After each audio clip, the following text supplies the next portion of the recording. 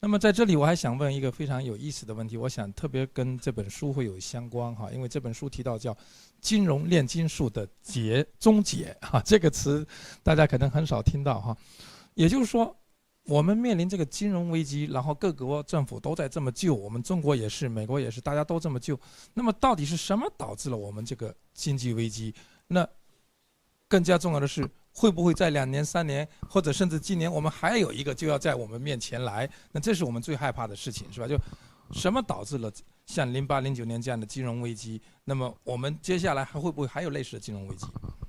First of all, Professor Zheng says he strongly agree with you that the government has to step in when the banks are having problems with themselves. Relates to that, and your book, the name is The End of the Alchemy. Yes.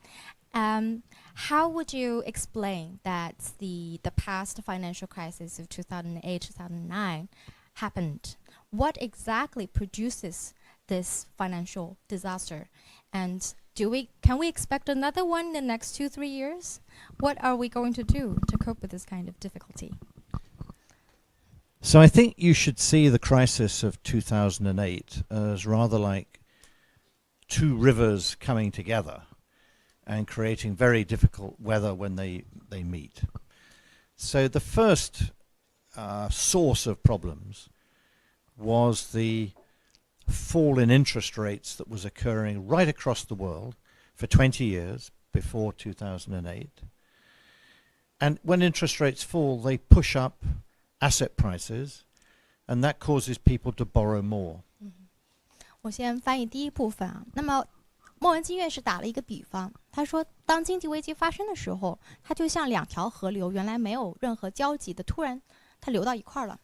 那么流到一块儿之后呢，它就会产生一个非常明显的天气上的、气候上的一个变化。那么这个变化呢，其实就是我们看到的现象，就是金融危机。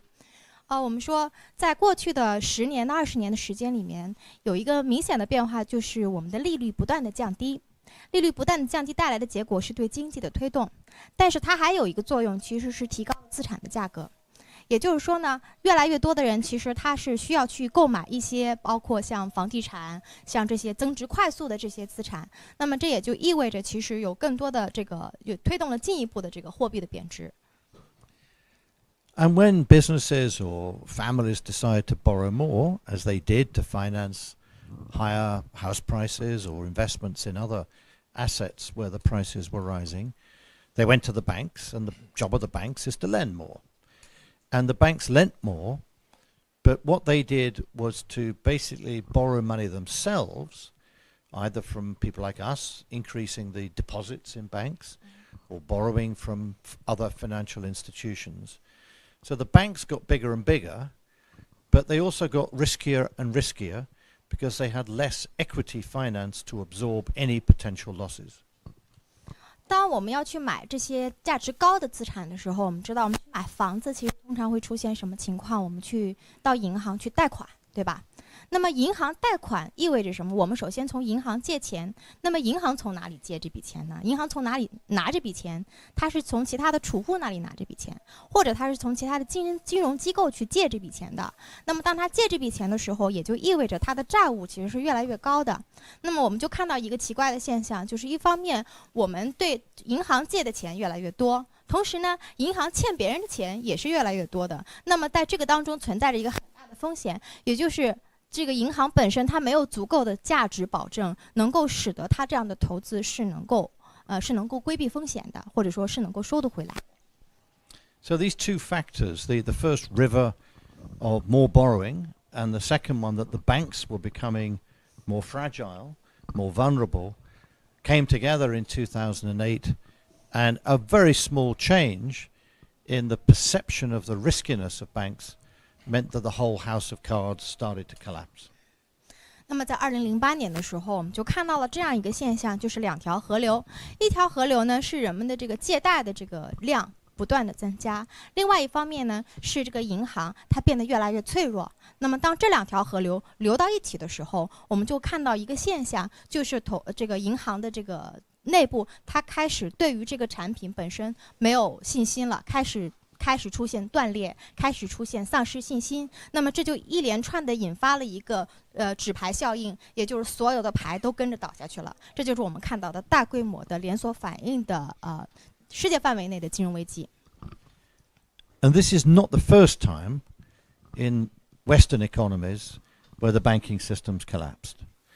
And I talk in the book about why I decided to write my book, and the answer was in Beijing. Because I came here after the crisis and had dinner with Governor Zhou, the governor of the People's Bank. 我刚才说这个，我们说这个现象不仅仅是在这个发达国家，或者是这也不是第一次发生了。那么在历史上也曾经发生过类似的现象。刚才莫文金院士提到过很有意思的事情，就是他决定写这本书《金融炼金术的终结》，其实是因为在北京有了这个想法，是因为他在08-09年的金融危机结束之后，他来到了北京，并且跟当时的央行行长周小川一起吃了饭。And we talked about the history of China's economy and Britain's economy, and we discussed how if you go back many hundreds of years, China was technically far in advance of the West, with porcelain and explosives, banknotes. First banknotes in the world were in China, and then the West started to take off after the Industrial Revolution in the middle of the 18th century.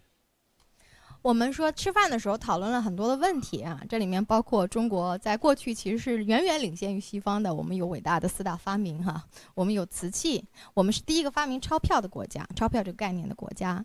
那么说着说着呢，我们就说到了19世纪的这个工业革命。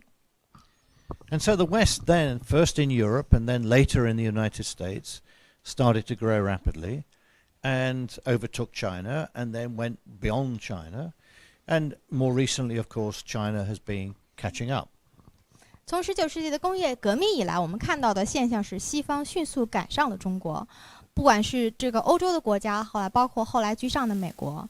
但是呢，我们在过去的20年当中看到的情况是中国也在赶上，迎头赶上。So I asked Governor Zhou, I said, well, what did China and what did he make of the Industrial Revolution which began in Britain?所以我给他的问题是什么？我给周小川行长的问题是什么？就是你怎么看待这个由当时从英国开始的工业革命 ？And he said that China had studied very carefully the Industrial Revolution and learnt from it. There were many lessons for China in the importance of competition and the market economy in raising productivity and boosting living standards.他说中国呢其实非常仔细地研究了这个19世纪的工业革命，包括制造，包括生产的重要性，包括生活品质提升的重要性，包括这个消费的重要性等等。But then he looked at me with a sort of smile in his eyes and said, but I don't think you in the West have quite worked out how to get banks to operate successfully yet.但是呢，他转过头来看着我，然后带着那一丝微笑哈，对我说：“但是我觉得你们到现在也没有弄清楚银行到底是怎么工作的。” And we've had banking crises regularly ever since the Industrial Revolution. 自从工业革命以来，在西方世界里面，银行业的危机就从来没有停止过。So part of the book is about how we can change the banking system to allow banks still to borrow.and to lend to finance companies, but nevertheless to put banks in a position where they cannot collapse or suffer what we might call a bank run. 我们说这个其实指出了一个最根本的问题，就是这么多年以来，我们的银行体系没有发生过最根本的变化。那么我们能够做一些什么事情？在这个巨大的这个金融灾难之后，我们要去重新审视的是银行业究竟需要怎么去重整，我们应该怎么样去改变银行业的现状。那么这个其实是我们面前一个非常重要的话题。So banks borrow very short term.They may borrow only for a few days, but when they lend money, they lend it to businesses or households for many years. And this makes them very fragile because if the people who lend money to banks decide to take it out, the banks can't get the money back that they've lent for several years, and they're then short of money. 刚才莫文金爵士也提到了一点，就是我们做的这些所有的变化，其实都是为了改变一个问题，就是我们所不愿意见到的银行的挤兑的问题。那么我们发现，其实这个银行业其实是非常脆弱的一个行业。比方说，你把钱借给别人，那么同时你的这个储蓄，如果你的储户突然来找你说，我这个钱我现在要拿回去，那么对于银行业来说，其实是一个非常不利的这样的一个局面。那么这种局面其实是一种脆弱性，是现在的这个银行体制把这个银行放到这个位置上去的。So when people lose confidence in banks and money flows out of banks, there is no choice but for the government to step in and put money back into the banking system. The key thing is that we mustn't let banks, because they know this will happen, run themselves too recklessly. 在经济危机发生的时候，其实人们都会有丧失信心的这样的一个时间发生，所以很多人他会找到银行说我要把钱取走。那么同时还有一些银行放贷的人会说这个钱已经放出去了，钱已经拿不回来了。那么这个对于银行业来说，其实是一个非常糟糕的这样的一个状况。Let me give you an example. Before the crisis, I would send out some of my staff at the Bank of England to talk to people who worked in banks, and they asked them, so what are the risks that you think in banks you face? And they would describe some risks. And my staff would then say, no, but what is the really big risk you worry about? And the bank said, oh, we don't worry about the really big risks because that will be your problem, not ours. 所以呢，在经济危机发生的时候啊，我们看到政府最后总是会把钱拿出来，哪怕是财政上的钱拿出来拨给银行，救银行一条命，对吧？所以呢，当这个默文金院士在担任英国央行的行长的时候，他经常派出一些员工到银行里面去问银行的那些职员们，就是你们认为风险都有哪些？这些职员们会说各种各样的风险，但是呢，当这些在央行来的职员问他们，你们认为最大的风险是什么的时候，这些职员回答，我不知道最大的风险是什么，因为我觉得最大的风险在你这里。So, I think what we have to do is to make the banks, in normal times, before there's a crisis, bring some of their assets to the central bank and say, take your time, examine these assets, and tell us how much money you would be prepared to lend to us in a crisis against this collateral. 所以这些银行应该怎么做？他们应该在经济还在良好的状况的情况下，就把一些非常重要的核心的资产拿到央行来，让央行做评估。也就是说，让央行来保证，如果一旦出现经济危机这样的状况的话，你会以这些资产为准。贷给我多少钱，借给我多少钱，那么这个对于银行来说可能是救命的。Because when a crisis occurs, the central bank or the government has to act as a pawnbroker. You know the word pawnbroker? 贷就是抵押。So if you want to get some cash quickly, you go to a high street store and you give them a gold watch and they give you $25. And you need the $25, but when you can pay them back, you pay back the $25 and you get your gold watch back. 打个比方来说呢，其实就是在经济危机发生的时候，银行到央行那里去，就好比一个没有钱的人去当铺一样。你拿了一个金表给他说，这是一块金表，可能价值$500，但是我现在只需要$25。那你看这个资产评估是不是非常的不合理？那么其实，在经济危机发生的时候，央行做的也是这样的事情。So since we know that banks will need to borrow from the central bank in a crisis, it makes sense to sort out the collateral and how much cash the central bank will lend before the crisis occurs. 如果你知道这个经济危机必然重复发生，必然再次发生的时候，你就会做一件未雨绸缪的事情，就是把你的资产拿到央行去，也就把你的金表拿到当铺去，告诉你我现在还没有问题，但是当我将来有问题的时候，你要把这块金表相应的价值的钱借给我，这就是银行应该做的事情。And if this system were put in place, as I describe in my book, then we should not get any more banking crises, because everyone would know that in a crisis, a bank would be able to get access to enough cash from the central bank to repay deposits or other liabilities that where the money could disappear quickly.